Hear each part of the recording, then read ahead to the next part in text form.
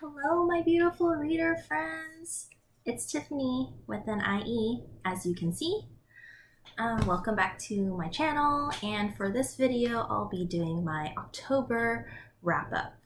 And you can see that giant pile of books right there. Those are a handful of the spooky books that I did not get to read this month that I was planning to read because I pulled them all off my bookshelves. But yeah, stuff happened. So anyways, let's just get into this video. So for this month, I read 7 books, and 3 of them were picture books. One of them is a nonfiction graphic novel, and the other 3 I have here, and you saw them in my thumbnail. And I gave all of them 5 stars except for one. One of them I gave 4 stars. So yeah. The first book is Creepy Pair of Underwear. It is a picture book, and it's the sequel to Creepy Carrots. And it was just really cute, and the green underwear that's glowing that you see on the cover, it's really fun in the book because the aesthetic that the author and illustrator went for, I guess, or maybe just the illustrator.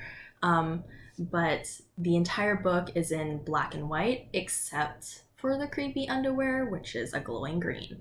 So it was really fun and a little bit spooky, but overall I thought it was really cute and funny. So that I gave 5 stars. The next picture book is Interrupting Chicken and the Elephant of Surprise. Now I read the first book before this one because this is a sequel, and it was just called Interrupting Chicken, and it's just really cute. So Chicken, the smaller chicken, she is basically kind of ADHD, and she tells her dad, like, oh papa, like, read me a bedtime story so I can go to sleep. And every time he starts reading a different story, like a picture book, and he'll read it and it'll be normal, and then Chicken will interrupt and be like, and then this happened or this happened. And this one is really funny because she thinks that what her teacher actually said was that, oh, every book has an elephant of surprise, but she actually, well, yeah, she misheard her teacher basically. But her dad's like, oh, you mean an element of surprise, not an elephant of surprise. And she's like, no, my teacher said an elephant of surprise. So each of the 3 stories that her dad reads to her, she interrupts by like finding the elephant, and it's just super hilarious and cute. So 5 stars, definitely recommend for anyone who loves picture books, any educators out there, and any parents who just want to read picture books to their kids at night before bedtime. Yeah, it's pretty great. The next picture book is Give Me Back My Bones, which I also gave 5 stars. And this one is really cute because it has some nonfiction elements to it.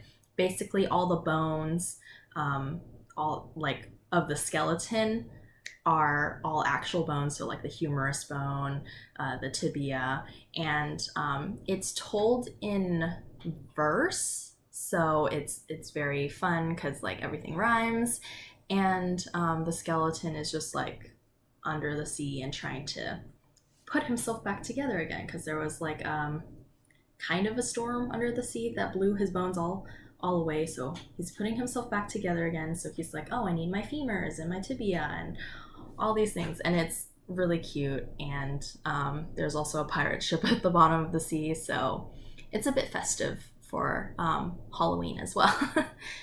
The next book I read was They Called Us Enemy, and this is a nonfiction graphic novel that was written by George Takei and some other people. And it's basically about George Takei's childhood, which he was in the internment camps back in World War II. And yeah, so just his experiences growing up in that sort of situation, and how it's affected him now as an adult, and he's very highly successful. And yeah, I mean, most of you know him from Star Trek, and he's also a very influential voice in the LGBTQ community and just in general for like activism and other rights and stuff. So it was really good. It was a bit difficult to read because anything that has to do with like World War One, World War Two, like any of that stuff, and racism and all that stuff, it makes me angry whenever I'm reading about it. But I know like some of the stories, they are really necessary and they need to be told, and people need to read them to educate themselves. But yeah, so I definitely gave that 5 stars if I didn't already mention that. And then the next book I read, I did a separate video review about this, and also it was also an if you like this, you might like this type of video. I got a final copy. So this is The Barren Grounds by David A. Robertson, which is book 1 of the Misawa saga. And look, the back has the wolf on it, and it's just really cool. And the title is like this shiny silver. It's hard to see. Yeah, and then the book is like a reddish color, and it also has silver foiling for the title. But yeah, I ended up giving my arc of this book to my friend who his godson is Native American, and I thought he would like it. So if you haven't watched my other video, I'll link it down below. But basically, this book has been pitched as Narnia meets the Cree Nation indigenous stories of the sky and constellations. And it's really wonderful. The 2 main characters, Morgan and Eli, they're foster kids and they're indigenous. And Morgan is very like typical like angry girl. And she's pretty angry for about like the first half of this book. It's not until like around chapter 10 when she goes to this fantasy world to bring Eli back that she befriends Ochek the fisher and Arik the sassy squirrel here, and helps them on their journey to save the world. That she develops more as a character and lets go of some of her anger. Yeah, I mean, so that's why this one was 4 stars for me, because I found the pacing to be a bit slow at the beginning. And although like it made sense that Morgan was angry, but it was a little off-putting at the beginning because she's a bit unlikable for that. And yeah, but the story did get better, and I did overall enjoy this book, and I think it's really good for Indigenous rep.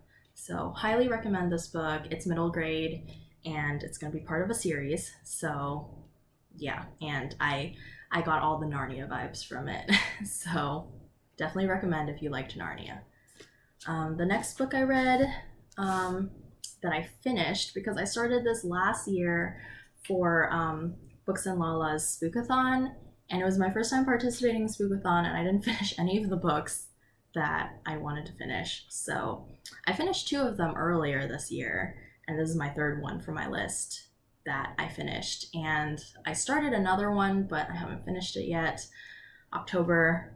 I wanted to read more books in October than I did in August, and that did not happen. So September has been a better reading month than both August and this month. But anyways, I read The Dreadful Tale of Prosper Redding. It's such a pretty cover. It's shiny.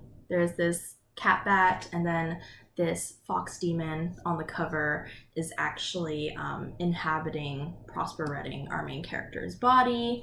And basically when Prosper turns 13, what's his name again? Oh, Alistair. The fox demon's name is Alistair. He's going to break out of Prosper's body and basically wreak havoc and get his revenge on Prosper's family for breaking the contract with him years ago. But then other stuff happens, and yeah, lots of stuff goes down. Prosper is really scared at the beginning because his family tries to kill him, and he's just like, what the heck? And then he gets rescued. But then other secrets and stuff are going on. It's like, who can he really trust? Can he trust this fox demon that's inhabiting his body, or can he trust the people who rescued him? And yeah, and then it's pretty on the inside too. I like the foiling on the spine, and I've met Alex Bracken, and she's such a sweetheart, and she signed this for me when I met her. And she drew this little ghost. It's very cute. She drew and wrote different things for every book that got signed, so that was really cool. 5 stars. I have the sequel, and we'll definitely be reading that. I don't know when yet, but this is one of the more spookier books that I read this month. The last that I also gave 5 stars to, I didn't mention this was 5 stars, was Legendborn by Tracy Deonn. This book is thick, but it was so amazing. This was the book club pick this month for Mysterious Galaxy's YA book club, and oh my gosh, like, the audiobook was 18 hours, and I started and finished this book the day before book club, which was like last week. And I listened to the audiobook at 3 times speed while following along with my eyes. And so I finished this book in 6 hours. But it was so good. This is described as a sort of King Arthur retelling or remix, with Southern Black girl magic and secret societies, and also deals with like really tough issues like grief, trauma, racism, all sorts of things, self-discovery.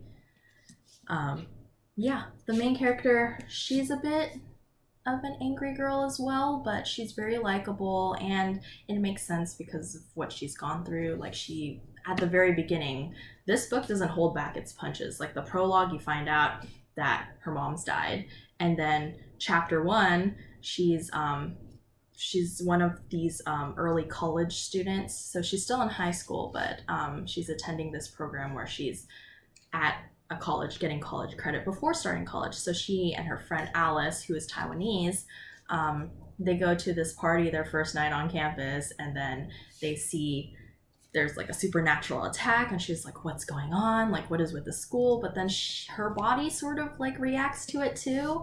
So there's all sorts of stuff going on. And she's like, what's going on? Like, with this, I don't understand. And so she infiltrates the secret society to find out if what happened to her mom was an accident or if it was actually a murder by someone in this secret society. And oh, the plot thickens. So highly recommend this book. It's definitely first in a series, and I totally want the sequel right now because I have so many questions that need to be answered. The romance in this was cute. It actually wasn't a love triangle, but the other character that most people thought it would be a love triangle with, he is really cool as a character as well. So yeah, so many things to love about this book. So that's it for my October wrap up. I hope you enjoyed this video. I'll be doing some reading vlogs. Like, I was planning on doing a reading vlog for Sky Hunter and The Invisible Life of Addie LaRue, which were my 2 most anticipated books for the second half of this year that I talked about in my mid-year book freakout tag. And also today is the first day of the 1000 Doors Readathon that is hosted by Meg with Books and Emma from Drinking by My Shelf, and also Tasman from Tea Books and Tasman, I think is her name. Yeah, so I'll link all their channels down below, and it's a really fun readathon. It's kind of like a choose your own adventure type of readathon, and so DNFing is encouraged, and you don't have to plan your TBR in advance, and you don't have to go out and buy any books because it's basically like open to interpretation, the prompts and stuff, and it's really cool. So I'm gonna do that and probably do a reading vlog for that, even though my reading vlogs might be a bit boring because I don't go out as much. I'll just be reading at home, but look forward to that. And I'll see you guys in my next video. Bye!